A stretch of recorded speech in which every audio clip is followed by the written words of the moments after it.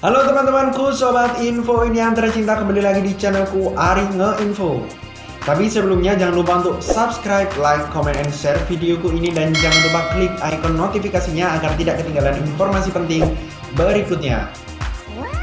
Oke teman-temanku, jadi di videoku kali ini sesuai dengan videoku kemarin, di minggu ini aku bakal share informasi penting tentang jalur masuk perguruan tinggi negeri SNMPTN 2021 terbaru.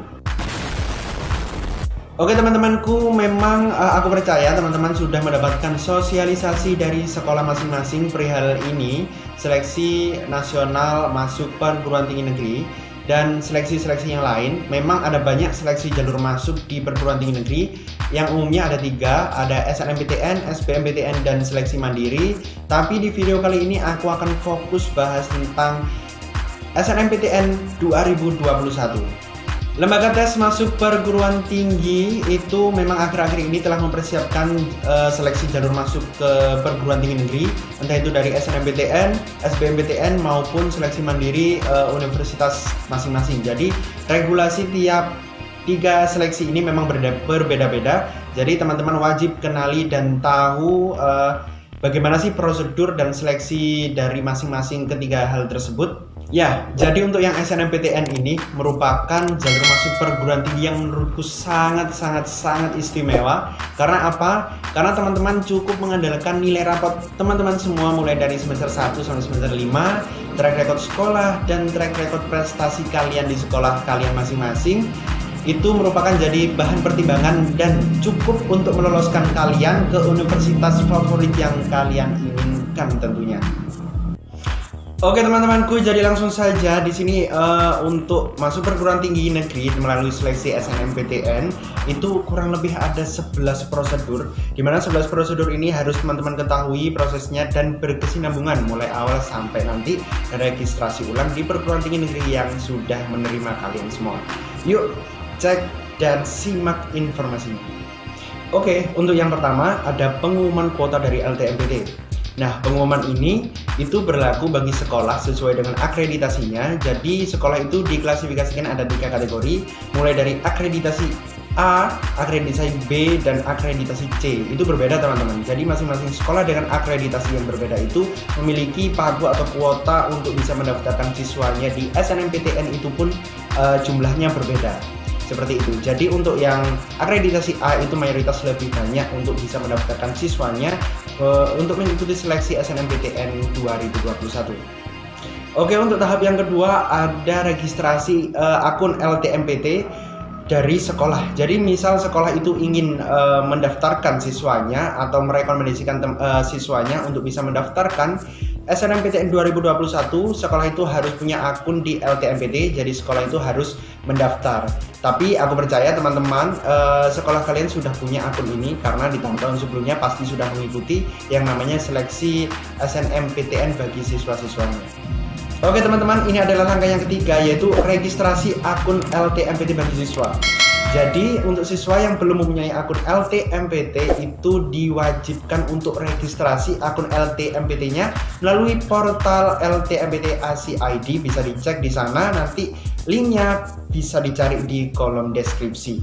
Seperti itu. Jadi ini merupakan langkah yang berbeda dengan tahun-tahun sebelumnya. Kalau di tahunku itu memang tidak menggunakan registrasi akun LTMPT, karena untuk di tahun ini dan tahun kemarin itu menggunakan sistem single sign on. Jadi tiap siswa yang akan mendaftarkan SNMPTN wajib memiliki yang namanya akun LTMPT. Tapi kalau di tahunku itu lain teman-teman. Jadi cukup punya kode akses yang diberikan dari sekolah, entah itu dari kesiswaan ataupun bimbingan konseling yang menangani pendaftaran itu, kalian sudah bisa mendaftar. Itu di tahunku. Mungkin tahun ini dan mulai tahun kemarin itu berbeda, menggunakan sistem yang namanya single sign on. Oke, untuk tahap yang keempat ini yang menarik, ini yang buat kalian mungkin ditunggu-tunggu hasilnya seperti apa. Ini adalah pemeringkatan dari sekolah masing-masing. Nah, ini sekolah bakalan memilih mana-mana siswa yang eligible atau siswa yang berhak untuk mendaftarkan dirinya seleksi SNMPTN untuk bisa memilih atau masuk ke perguruan tinggi negeri yang mereka inginkan. Jadi di sini sekolah bakal memperingkat kalian layak nggak untuk bisa mendaftarkan SNMPTN. Jadi tunggu info selanjutnya dari sekolah kalian ya.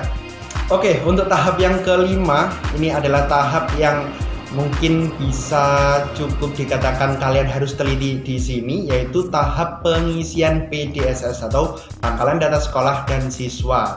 Di situ teman-teman bakalan mengisi data-data dan mengecek nilai-nilai raport kalian sesuai dengan apa yang tertulis secara fisik di raport, ataupun bisa menyantumkan atau upload sertifikat prestasi. Jadi teman-teman apapun itu punya sertifikat, contohnya jadi duta wisata, terus habis itu menang paskibra dan lain sebagainya, itu bisa dilampirkan di sana. Itu pun jadi bahan pertimbangan dari universitas untuk menerima kalian di sana. Jadi di sini perlu teliti sekali, karena kesalahan apapun ketika itu kalian sudah submit dan kirim ke LTMPT itu tidak bisa diubah lagi.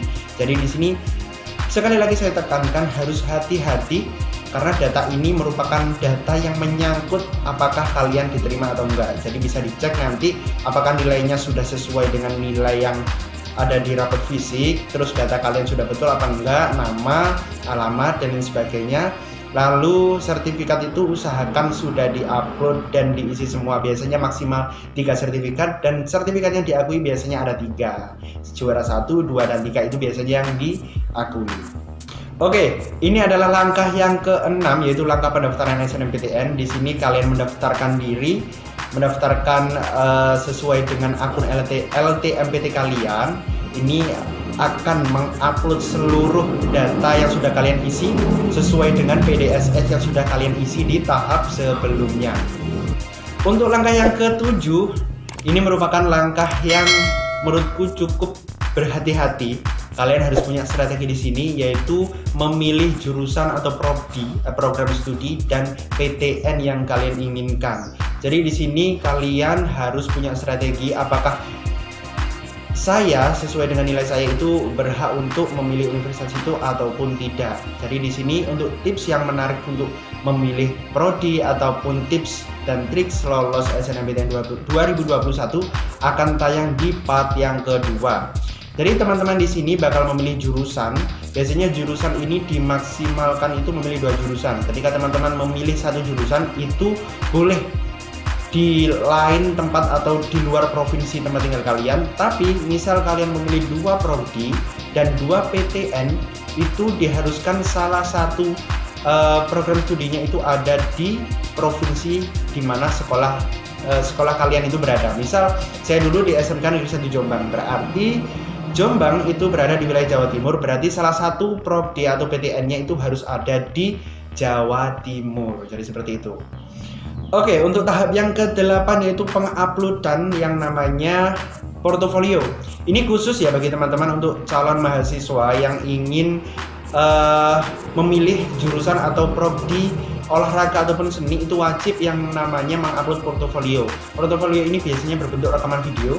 Biasanya teman-teman yang ingin masuk contohnya jurusan seni budaya, itu kalian harus mengupload video atau portofolionya itu sesuai dengan jurusan itu. Misal video tentang melukis, video tentang bermain musik dan lain sebagainya, itu harus ada dan diupload di situ. Begitupun juga yang jurusan olahraga.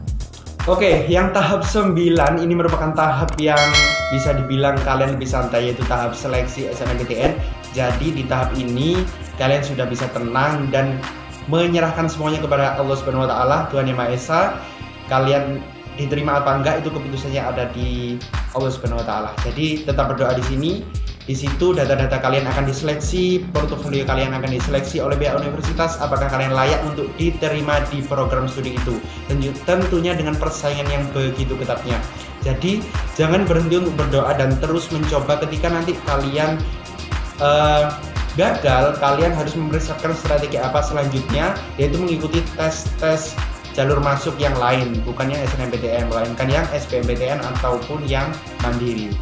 Oke, untuk tahap yang ke-10 ini ada tahap pengumuman. Nah, ini merupakan tahap yang sangat ditunggu-tunggu karena dengan proses yang panjang mulai tahap 1 sampai tahap 9 di hari itulah kalian bakal dinyatakan apakah kalian diterima di PTN tersebut dengan prodi yang kalian inginkan, apakah dinyatakan gagal atau failed. Oke, jadi di pengumuman ini kalian bakal menunggu dan tentunya berdebar-debar ya.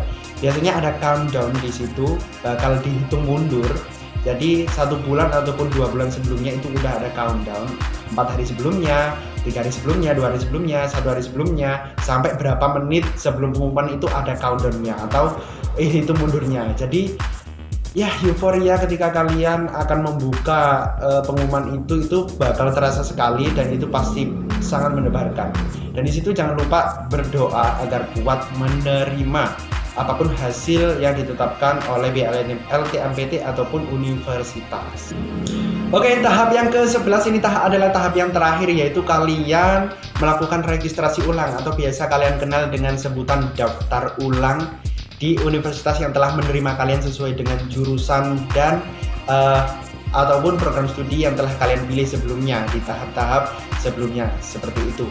Jadi di sini teman-teman dianjurkan untuk tidak melakukan pembatalan ataupun tidak melakukan registrasi ulang ke universitas, karena dengan kalian membatalkan itu sangat berpengaruh kepada sekolah, track record sekolah, dan juga adik kalian nanti bisa dipertimbangkan apakah nantinya akan diterima lebih banyak ataupun enggak di universitas itu. Jadi seperti itu. Jadi kalau teman-teman sudah diterima SNMPTN, mau tidak mau teman-teman harus daftar ulang. Jadi saranku seperti itu. Nah, untuk di tahap ini teman-teman tidak lagi mengunjungi yang namanya sistem dari LTMPT. Jadi teman-teman di sini wajib mengikuti yang namanya prosedur lanjutan dari universitas masing-masing. Jadi soal persyaratan registrasi ulang, terus persyaratan apa, administrasi apa yang kalian harus siapkan, berkas apa yang kalian harus siapkan untuk daftar ulang, itu kalian penuhi sesuai dengan aturan yang telah ditetapkan oleh universitas.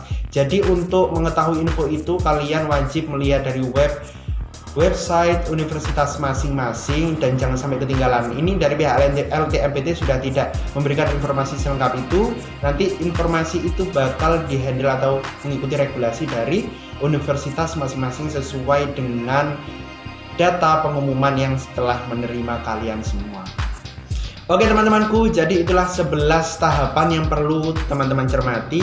Tidak usah terlalu tegang, tidak usah terlalu dipikirkan. Itu sejalan, harus berjalan pemikiran itu dan harus sesuai dengan prosedur. Teman-teman harus mengikuti prosedur itu dengan baik. Maka dari itu mulai dari sekarang silahkan untuk mencari informasi seluas-luasnya, entah itu dari website, entah itu dari sekolah, dari teman-teman ataupun kanal YouTube. Jadi seperti itu.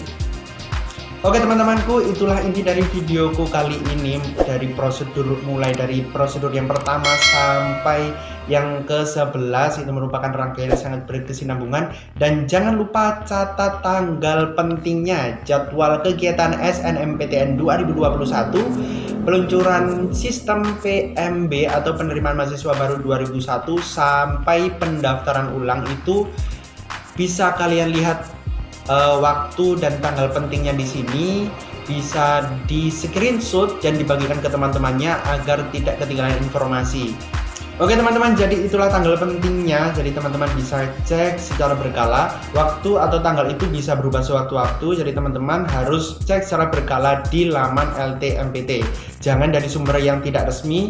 Sumber resmi ada di sana, LTMPT. Itu teman-teman bisa tahu lebih dalam atau lebih lengkap lagi bagaimana sih prosedur dari penerimaan mahasiswa baru di perguruan tinggi negeri.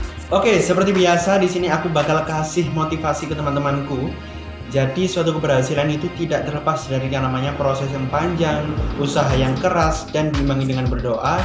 Jadi apapun hasil yang ditetapkan oleh perguruan tinggi negeri ataupun universitas nanti, itu jangan membuat surut semangat kalian. Jadi ku ucapkan selamat belajar dan selamat mencoba. Semoga apa yang kalian inginkan dan cita-citakan bisa terwujud. Selamat berjuang, pejuang kampus. Oke, sekian videoku kali ini. Semoga bermanfaat buat teman-temanku. Dan jangan lupa saksikan terus channel ini. Dan pastinya nanti bakal ada informasi selanjutnya, part kedua tentang ini juga. Jadi teman-teman jangan sampai lewatkan. Dan sekian, terima kasih. Buat antusiasnya telah menonton dan mampir ke channelku. Sekian dan sampai jumpa di video berikutnya.